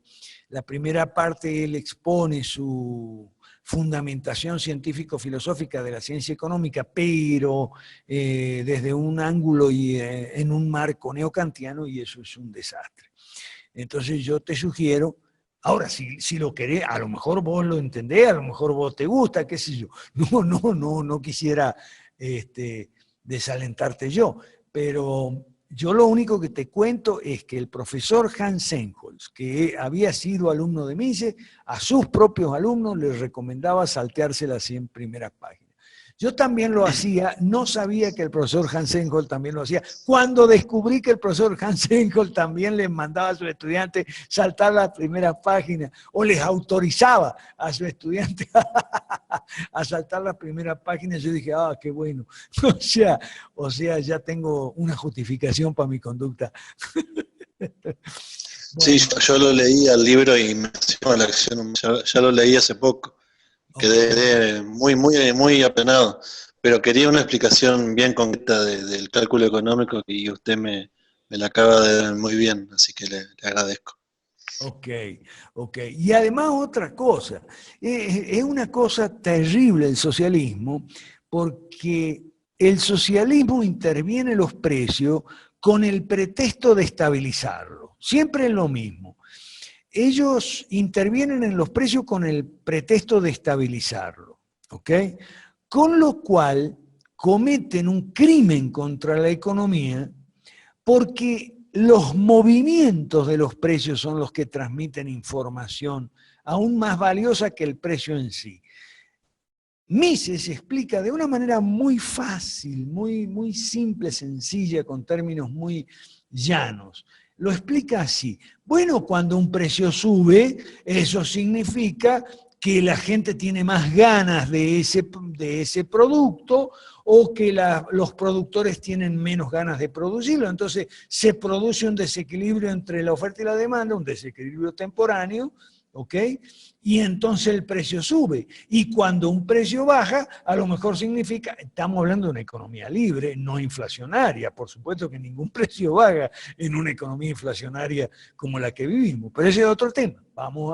Lo que Mises explica acerca de una economía libre es que los precios, al moverse, transmiten información sobre necesidades cambiantes en el lado de la demanda o sobre posibilidades de producción cambiantes en el lado de la oferta, sea porque se inventó algo nuevo, porque se descubrió un nuevo material o una nueva aplicación para un material ya conocido o un nuevo método de producción, lo que fuera, ¿ok? Entonces, el que te dice, el estatista que te dice, yo quiero estabilizar los precios, está loco realmente, no sabe lo que está diciendo, porque no es nada malo que los precios se muevan, porque las necesidades se mueven y las posibilidades de producción también se mueven. O sea, la sociedad es algo muy dinámico, no podés tener precios quietos todo el tiempo, y es lo que ellos quieren. Por eso ellos hacen controles de precios, por eso hacen controles de alquileres, por eso controlan los precios de estacionamiento y por eso arman los despelotes que arman en la economía, porque quieren tener todos los precios quietos, controlados, ¿ok? Vigilados por la policía, ¿ah? O cuidados, como decía la Cristina, o sea, usan diversos eufemismos, ¿no? Bueno, pero entonces pretenden hacer algo que es antieconómico, que es un crimen contra la economía, o sea, atar los precios con una cuerda para que no se muevan, por favor. Ahora bien, eso es por un lado, pero hay más. Mises explica lo siguiente, y lo explica de una manera muy clara. ¿Lo logran acaso? O sea, ¿logran ajustar a los precios cuando les atan con una cuerda? ¿Logran tener los precios amordazados? No. Los precios se agitan y se tiran las cuerdas y entonces pegan unas subidas espantosas y ahí es donde la gente se asusta y le entra el miedo y dice, ¡ay, el capitalismo! ¿No ves? Pero no es el capitalismo. Son los estúpidos criminales antieconómicos estatistas que pretenden hacer una cosa imposible y además antieconómica, que es antieconómica y que además es imposible. Es imposible amarrar los precios con una cuerda. Eso es como decirle a un niño, de esos niños inquietos y bochincheros y barulleros, sentate en la mesa, querido, y quédate quieto. Imposible. Al precio no se le puede decir, quédate quieto, precio. ¿Okay? Porque entonces, porque además otra cosa, los precios, también lo explica Mises, siempre vienen en cadenas, ¿no? Cadenas de precio. Es decir, como para...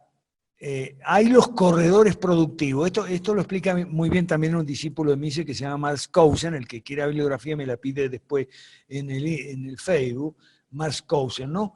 Un corredor productivo, por ejemplo, qué sé yo, del bosque sale la madera, de la madera sale los muebles, ¿ah? O las puertas y las ventanas, bueno, eso es un corredor productivo, la madera. Entonces, hay distintos precios a través del corredor. Ahora, obviamente que se va agregando valor y entonces el precio va aumentando, pero los estatistas siempre te dicen, yo me río cuando, ¿qué colección de estatistas que hay en esos programas de la televisión argentina, ese canal que transmite Intratable y después transmite Animales Sueltos? ¡Qué horror! ¡Qué brutos que son esos tipos! ¡Por Dios! Dice, no, pero es que resulta que en la góndola la verdura se vende mucho más cara que lo que la vende el productor. Y lógico, porque estamos hablando de un corredor productivo. Ahora, de todos modos, si a vos te parece que la suba es excesiva, porque puede suceder, entonces hay un nicho monopolista, hay un oligopolio o falta de obra pública de caminería para que anden los transportes, ¿ok?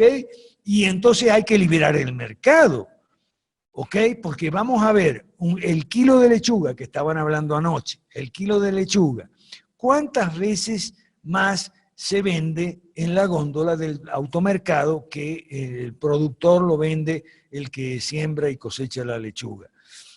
Pueden ser entre 5 veces más, 15 veces más, 20 veces más, es decir, el valor que le agrega el camionero, el distribuidor, el mayorista, el minorista, el valor que le agrega, cuánto le sube en el precio, cuál es la carga en el precio. 5 veces más, 10 veces más, 15 veces más, 20 veces más.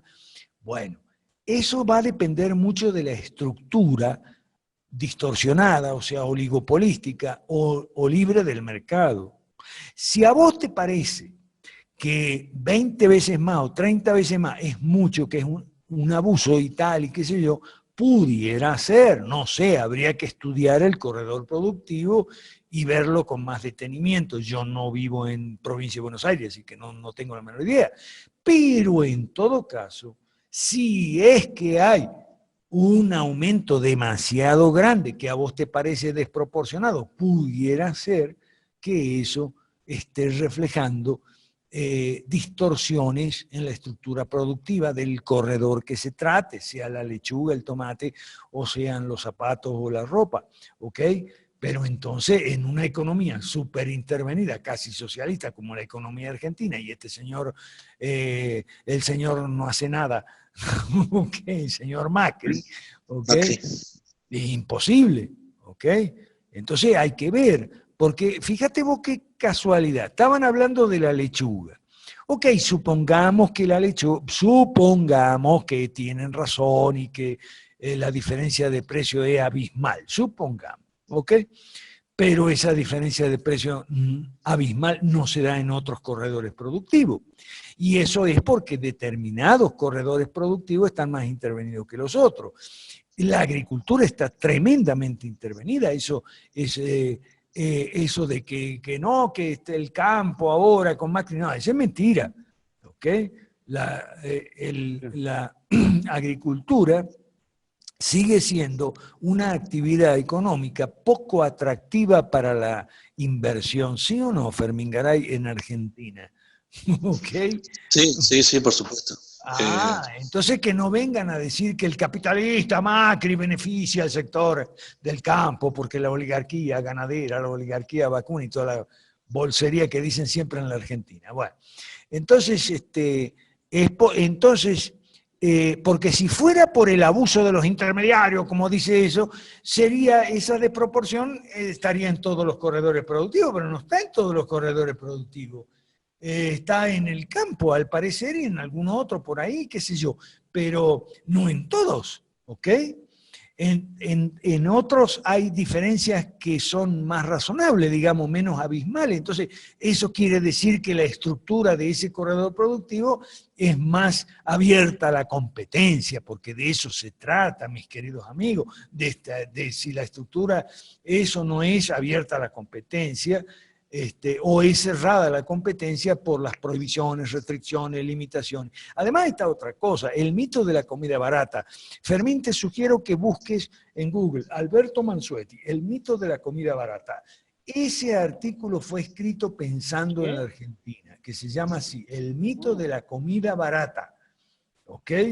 Ese artículo fue escrito pensando en Argentina, pero...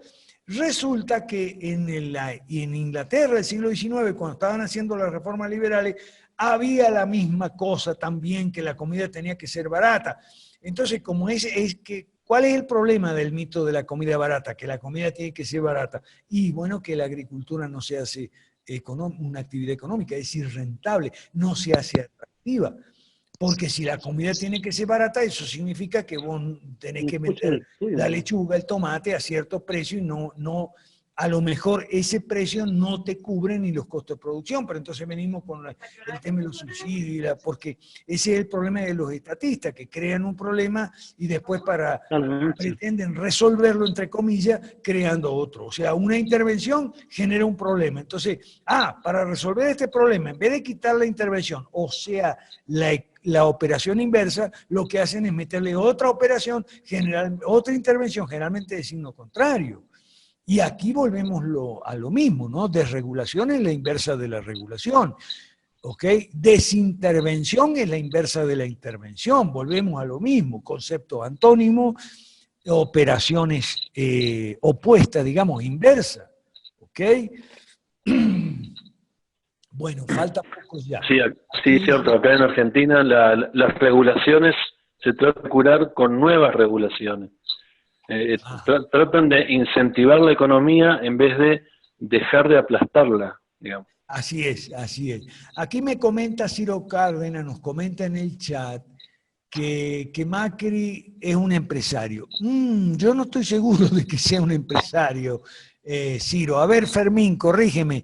Para mí, Macri no viene del mundo de la empresa, viene del mundo del fútbol, que es un mundo muy corrupto y, como yo he dicho otras veces, viene del club más corrupto de América Latina, el club Boca Juniors de Argentina, que es el club que más copas ha comprado en los campeonatos latinoamericanos, mundiales, no sé, según la denuncia del famoso Fifagate que hizo aquel paraguayo que metieron preso en Suiza. ¿Sí o no, Fermín Garay?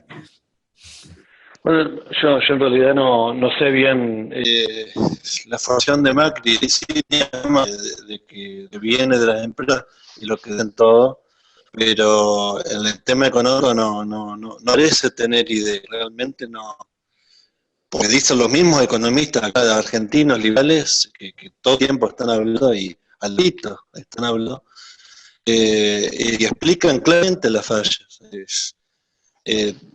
También dicen que Macri en Prado concede la razón, pero que no puede haber los cambios porque políticamente no se puede. Ese es el argumento que se escucha, por lo menos acá en Argentina.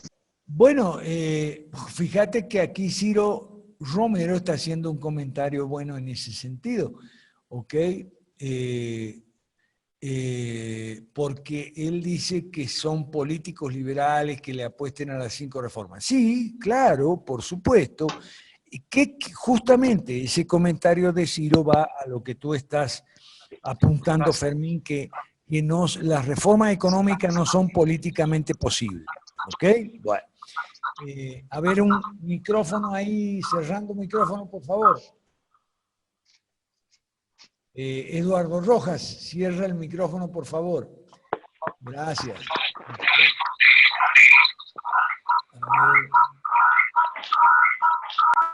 Hay un micrófono ahí. A ver si me pueden cerrar los micrófonos y si es posible los videos también, para que sea más liviano y se oiga mejor. Bueno,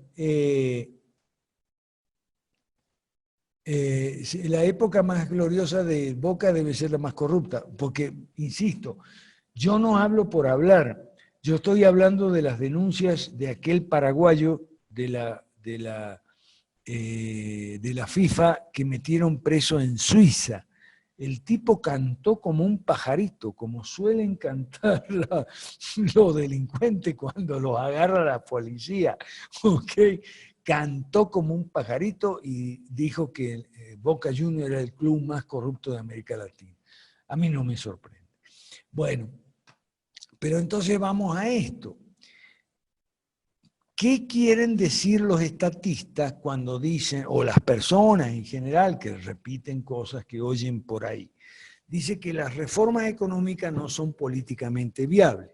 Bueno, obvio, porque no hay un partido que las impulse, las sostenga, las apoye y canalice la opinión en función de las 5 reformas y las reformas liberales. Obvio, lógico.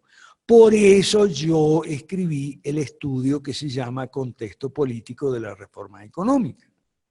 Y estudié que en todos esos 20 y pico de países que estamos mencionando, hubo al menos un partido político, óigame bien, al menos un partido político que se identificó con las reformas liberales, las explicó a las personas, las propuso a las personas, las impulsó, las implementó, como dirían los americanos, o sea, las ejecutó, las puso en ejecución siendo gobierno, o las apoyó siendo oposición, o no se opuso siendo oposición, o se opuso a su reversión desde la oposición cuando perdió las elecciones.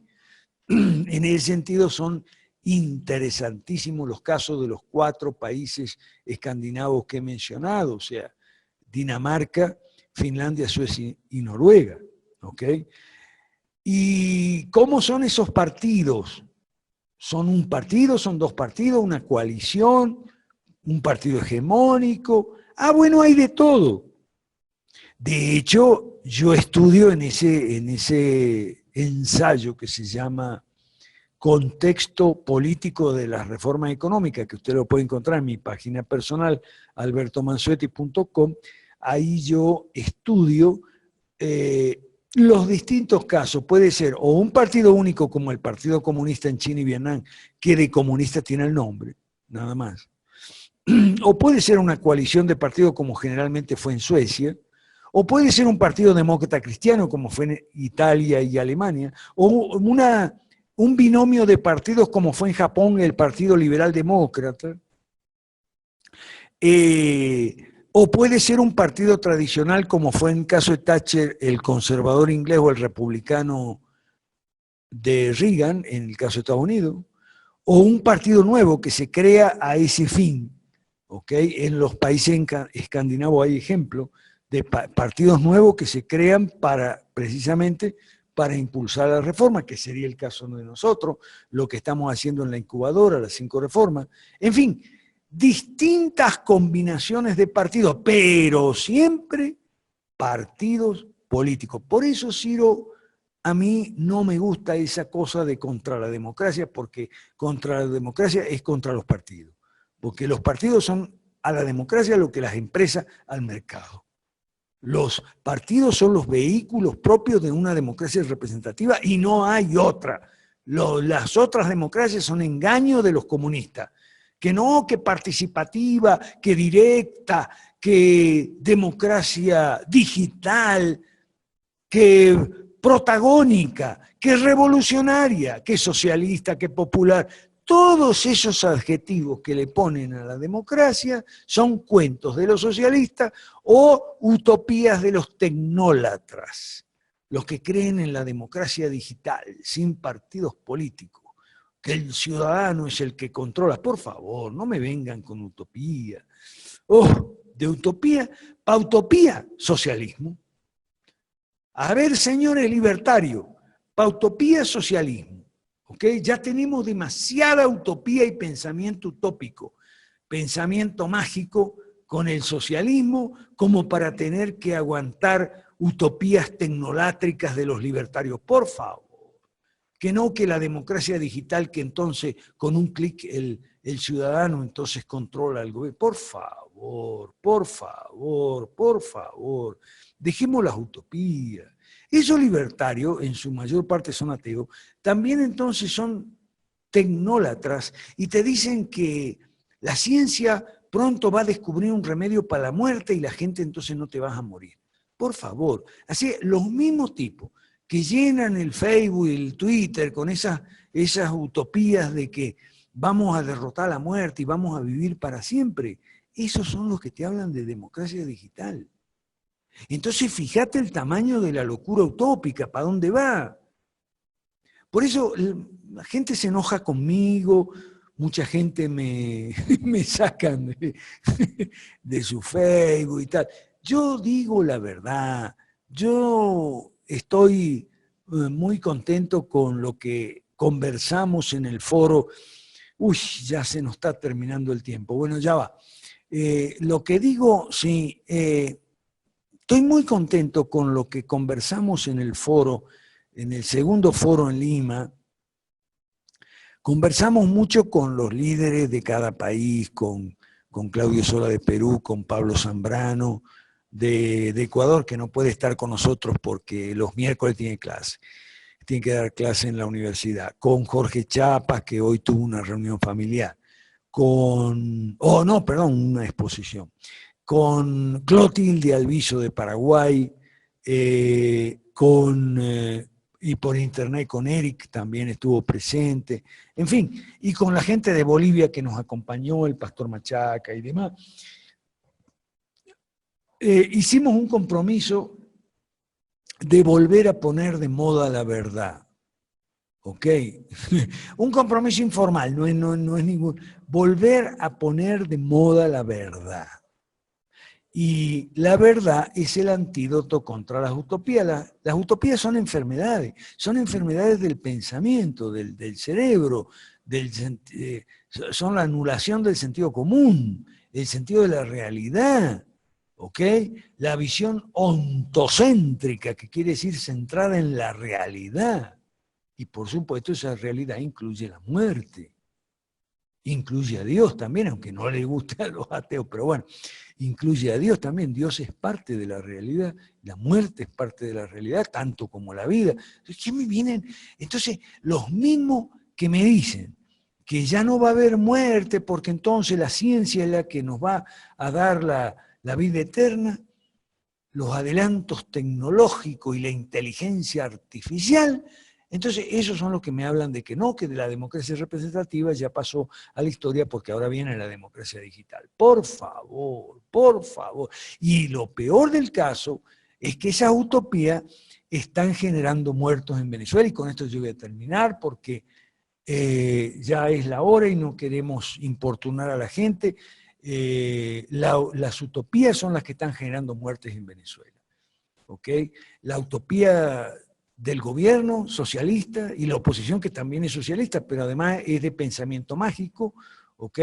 Cree que va a sacar... Me refiero a la base opositora. La dirigencia opositora no, la dirigencia opositora en Venezuela es maquiavélica, ¿ok? La base no, la base es utopística, soñadora, y cree que marchando va a sacar a Maduro y tal, y qué sé yo. No, la dirigencia es manipuladora, la dirigencia de la oposición es manipuladora, y entonces sabe perfectamente que lo que quieren conseguir lo van a conseguir con mártires y muertos, eso es lo que ellos piensan, en fin. Pero bueno, es lo que a mí más me duele, que es la base opositora, la gente que va a marchar, que arriesga el pellejo, como decíamos hoy con Jordi Esparragosa, ¿ok? La gente que arriesga el pellejo y muchas veces encuentra la muerte en una marcha, esa gente es utopística, esa gente tiene pensamiento mágico, tiene la cabeza llena, además de, bueno, estar desesperada porque no se consiguen las cosas, sí, pero bueno, la dirigencia es maquiavélica y la base es ingenua, y esa combinación sí es letal en la política, una dirigencia maquiavélica y una base, o sea, un pie de fuerza ingenuo. Qué horror.